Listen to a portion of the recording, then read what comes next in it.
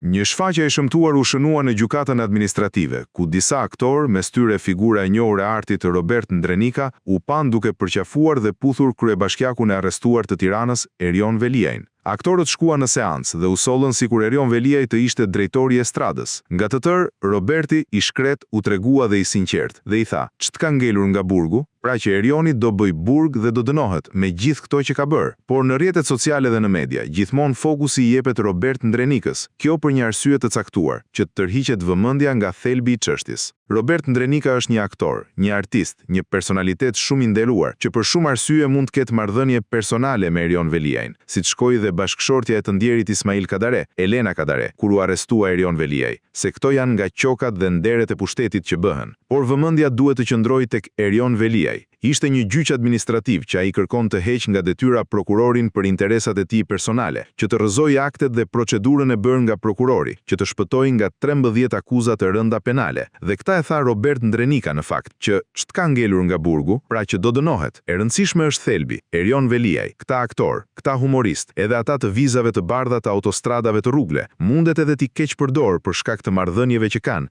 ndereve dhe qokave, por thelbi është tek Erion Veliaj, te 13 akuzat e tij për 5 vepra të rënda penale, te gjyqi në GKKO që Erion Veliaj nuk shkon. Erion Veliaj duhet të shkojë të përballet me drejtsinë në GKKO me akuza të rënda penale. Nuk mund ta kthejë Robert Ndrenikën në show për të justifikuar firmat e hedhura për qindra mijëra euro që ka përfituar bashkëshortja e tij, të afërmit e tij dhe shkeljet e rënda penale që ka bërë. Historia e aktorëve shqiptar nuk mund të kthehet në çështje të mbathurash dhe justifikimin e tyre. Gjithkush mund të pranojë që të vendos një palë të mbathura në kokë. Thelbi është tek hetimi penal, është fajtor ose jo. Kurse gjithçka që ndodh në gjykatën administrative është një gjyq që kërkohet të kthehet në show për interesa të caktuara, si presion i hapur ndaj gjyqtarëve, ndaj prokurorëve në GKKO, atje ku është vepra penale, atje ku është krimi, jo këtu ku kërkon të bëhet portokalli me viza të bardha, duke keq përdorur dhe të mirin Robert Ndrenika.